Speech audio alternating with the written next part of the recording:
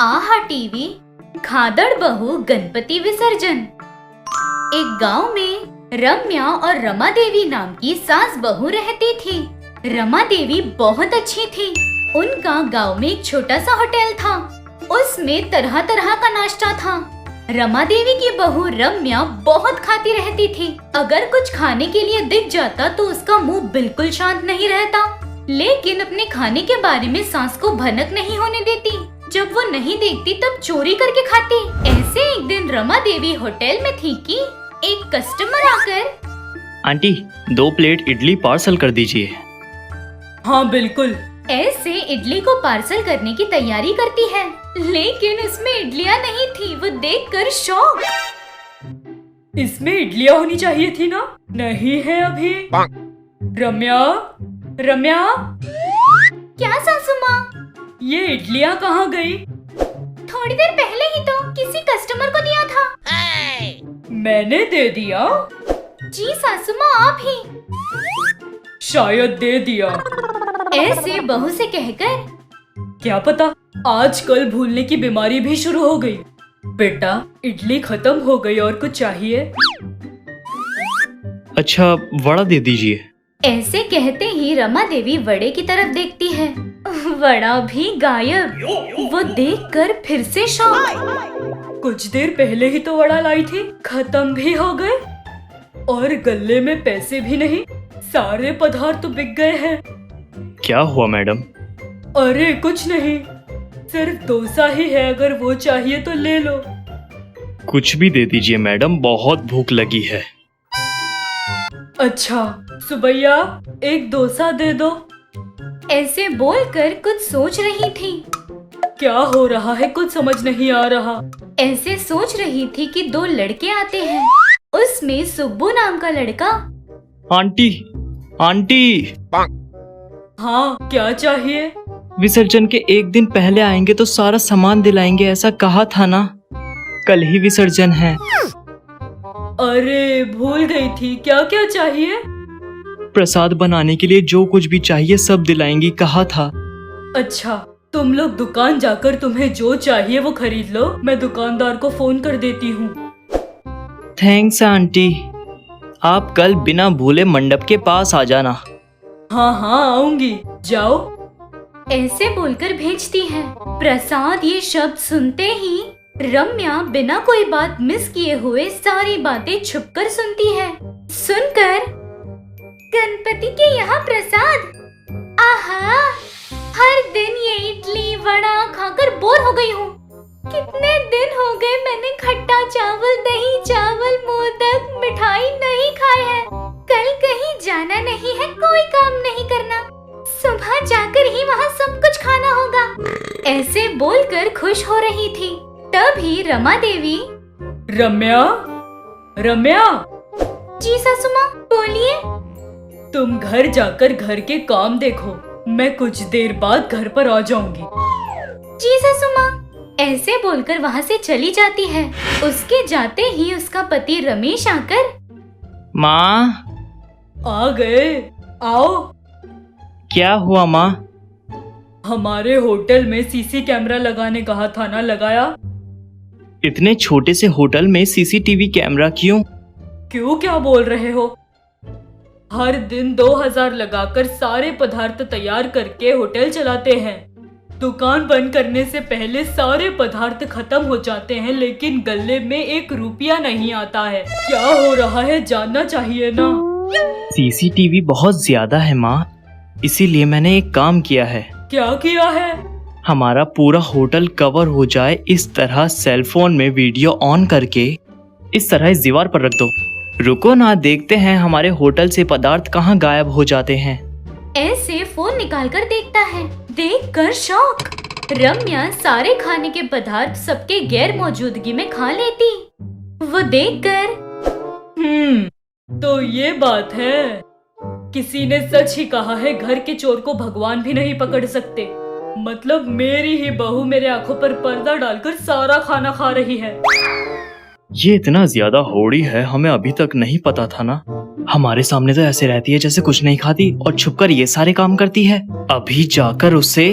ऐसे गुस्से से जा रहा था कि रमा देवी रोककर, हाँ, उसे मार कर रोकोगे या डांटोगे? कोई जरूरत नहीं, वो फिर से ऐसी हरकत ना करे, इसकी जिम्मेदारी मैं लेती हूँ। चलो। ऐसे बोलकर दुकान बंद करके घर आ जाते हैं। घर आकर, रम्या, रम्या, जी सासू माँ। क्या कर रही हो बेटा? कुछ भी नहीं, बस बैठी हूँ। अच्छा, ठीक है, मान लिया, लेकिन जाकर चेहरे पर लगी हुई मिठाई साफ करो। ऐसे कहती है रम्या शौक। वो ना सब साफ करते समय ऐसे कुछ कहने जा रही थी कि मैंने पूछा क्या? नहीं ना? हाँ नहीं। तो सफाई क्यों दे रही हो? अच्छा, कल सुबह ना तुम्हें ही अकेले होटल संभालना है, मुझे जरा मंडप पर जाना है। ऐसे कहते ही रम्या शौक। मैं कैसे संभाल पाऊंगी? आप ही रुक जाइए, मैं मंडप के पास जाती हूँ। क्यों? प्रसाद के लिए? ऐसे कहते ही फिर से शौक। ये क्या, आज सासू माँ कुछ अलग बात कर रही है? मेरे खाने के बारे में पता चल गया। ऐसे मन में सोच रही थी कि घबराओ मत, कुछ नहीं हुआ। कल तुम ही मंडप के पास जाकर प्रसाद खा लो, मैं होटल देख लूंगी। ऐसे बोलकर अंदर जाती है। रम्या बहुत खुश हो जाती है। अगले दिन गणपति के मंडप पर जाती है। वहाँ मंडप के पीछे तरह तरह के प्रसाद थे। वो सब देखकर रम्या, हाय कितने सारे प्रसाद, ये सब खाने में तो बड़ा मजा आएगा। खाने के बाद उस प्रसाद पर रखे ढक्कन को देखती है। उस पर ये खाना मत खाइए, इसमें छिपकली गिर गई थी, ऐसे लिखा था। वो पढ़कर शौक। क्या छिपकली गिरी? हे भगवान, अब मेरा क्या होगा? तुरंत अस्पताल जाना होगा। ऐसे बोलकर वहाँ से भागते हुए अपनी सास के पास आकर, सासू माँ, मुझे बचाइए, सासू माँ, मुझे बचाइए। क्या हुआ? मैंने जो प्रसाद खाया उसमें छिपकली गिर गई थी। छिपकली गिरी हुई प्रसाद कोई तुम्हें क्यों देगा? किसी ने दिया नहीं, वो मैंने ही खाया। ऐसे सारी बातें बताती है। सब सुनकर रमा देवी धीरे से हंस रही थी। मैं मर रही हूँ कहा तो आप क्यों हंस रही हैं? तो ये है तुम्हारा रूप, होटल में सारा खाना खाकर मासूमों की तरह हो।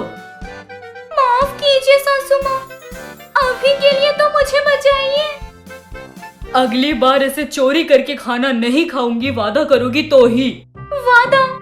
ऐसे कहते ही रमा देवी, चिपकली वगैरह कुछ नहीं, तुम ऐसे कर रही हो ये जानकर ही हमने छोटा सा खेल खेला, अगली बार ऐसे नहीं करना। ऐसे कहती है। वो बात सुनकर रम्या राहत की सांस लेती है। सभी लोग मिलकर बहुत धूमधाम से गणपति का विसर्जन करते हैं। एक गांव में कमला और कांतम नाम की सास बहू रहती थी। सास बहू दोनों माँ बेटी की तरह रहते। हर काम दोनों साथ में मिलकर करते थे, लेकिन उनका किया हुआ हर काम उनके पतियों के कंधों पर बहुत बोझ दे जाती। कांतम का पति रमेश और कमला का पति गिरी दोनों घर की औरतों के दिए हुए तकलीफों से लाए हुए नुकसान पर बहुत परेशान हो जाते। कितनी भी बार कहते, सास बहू दोनों बिल्कुल नहीं मानते। ऐसे दिन गुजर रहे थे। एक दिन कमला अपनी सास कांतम के पास आकर, सासू माँ, क्या हुआ? हम हमेशा नुकसान करवा देते हैं, ऐसे आपके बेटे और ससुर जी कहते हैं ना। उनका क्या, कहते ही रहते हैं। और वैसे भी हमारी सारी कोशिशें सफल हो जाए तो अब तक हम करोड़पति बन जाते। जी सासू माँ, उन्हें हमारी समझदारी के बारे में नहीं पता। अच्छा, कुछ कह रही थी? कुछ नहीं सासू माँ, वे दोनों ये सोचते हैं ना कि हम अभी तक नुकसान देने वाला काम ही कर रहे हैं। हाँ तो? अभी उन्हें बिना कोई नुकसान के, और बताऊं तो कम पैसों से ज्यादा मुनाफा कमाने वाला प्लान मेरे पास है। अच्छा, क्या है वो? इस महीने गणेश चतुर्थी है ना। हाँ है। हम मिट्टी की गणपति बनाकर बेचे तो बहुत पैसे आएंगे। ऐसे कहते ही कांतम निराशा से सांस छोड़कर मिट्टी की गणपति कौन खरीदेगा? आजकल सभी लोग रंग बिरंगे गणपति, अलग अलग तरह के खूबसूरत गणपति खरीद रहे हैं।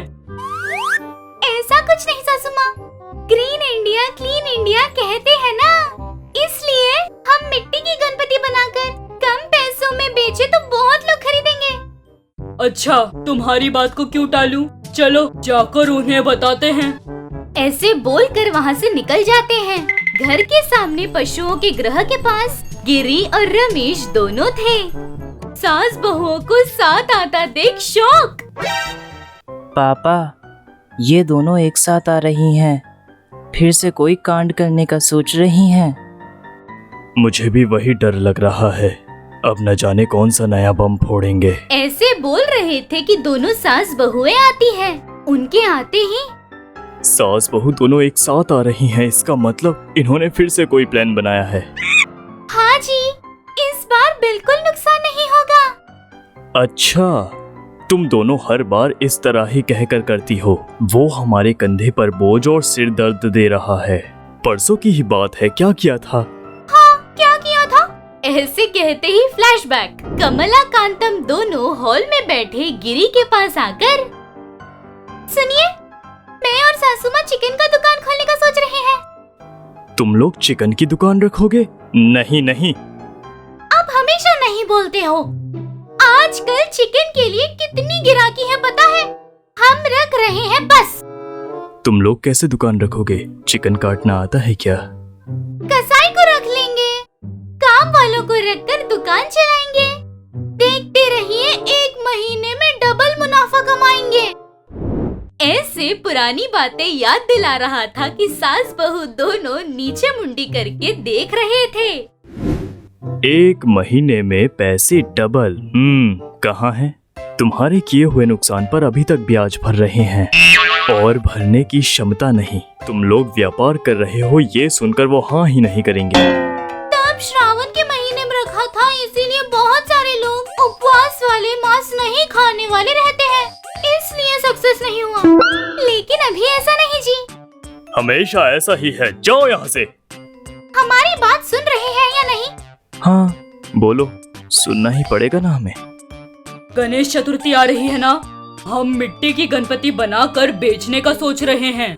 ऐसे कहते ही बाप बेटे दोनों एक दूसरे का मुंह देखकर हंस रहे थे। तुम लोग मट्टी के गणपति, तुम्हारे दिमाग में मट्टी घुस गया है शायद, जाकर साफ करो। क्यों? ऐसे क्यों हंस रहे हैं? हम गणपति को नहीं बना सकते क्या? मट्टी के गणपति बना सकते हैं या नहीं ये बात नहीं है। तुम्हारा दिमाग अच्छा हो गया है या तुम्हारा दिमाग खराब हो गया है, इसलिए ऐसी बातें कर रही हो। हम बिल्कुल ठीक हैं, मिट्टी की गणपति बनाएंगे। तुम लोगों को ही बेचना होगा। आटा तुम लोग गूंदो तो रोटी हम बनाए क्या? क्या?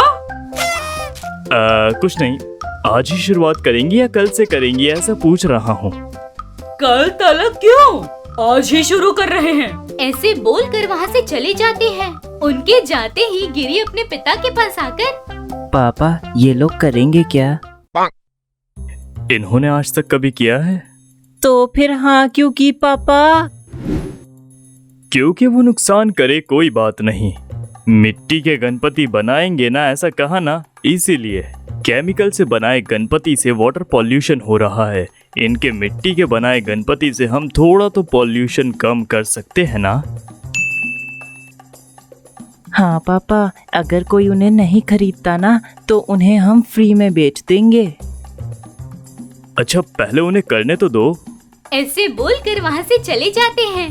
सास बहू दोनों अपने खेत के पास आकर खेत में मिट्टी को एक जगह जमा करके दोनों मिलकर मिट्टी की गणपति बना रहे थे। बहुत खूबसूरत और बहुत बड़ा भी बना रहे थे। ऐसे 2 दिन में सास बहू दोनों बहुत सारी मूर्तियाँ तैयार करते हैं। उन सभी को गिरी और रमेश दोनों बस्ती में ले जाकर रोड के बगल में एक जगह मिट्टी की गणपति की मूर्ति ऐसे बोर्ड लगाकर बेच रहे थे। बहुत ही कम पैसों में मूर्तियाँ बेच रहे थे। उस पर काफी सारे लोग उनके पास मूर्ति खरीदने आते हैं। 2-3 दिनों में ही उनकी सारी मूर्तियाँ बिक जाती है। आए हुए पैसे लेकर घर आकर इतने सालों से जो काम कर रहे हो उसमें यही सक्सेस हुआ। तो क्या लगा था? हमें कुछ नहीं लगा, बल्कि मिट्टी के गणपति से तो हमें पहली बार लाभ हुआ है। इसलिए हम भी हमारे घर मिट्टी के गणपति रखकर ही पूजा करेंगे। आप ऐसे कहेंगे ये पहले से ही सोचकर? हमारे लिए पहले से ही मिट्टी की गणपति तैयार रखी है। आहा, क्या बात है, गणपति की वजह से रास्ते पर आ गए। चलो हम भी गणेश चतुर्थी धूमधाम से मनाएंगे। ऐसे बोलकर वहाँ से जाते हैं। सभी लोग मिलकर गणेश चतुर्थी को बहुत धूमधाम से मनाते हैं। ये एपिसोड भी आपको पसंद आया ना? फिर देर किस बात की, अभी हमारे चैनल को सब्सक्राइब कीजिए, घंटी भी जरूर बजाइएगा। इस एपिसोड में आपको जो अच्छा लगा नीचे कमेंट में लिखिए। आप लोगों के मुंह से आहा कहलवाने वाले और भी वीडियोस के लिए देखते ही रहिएगा आहा टीवी।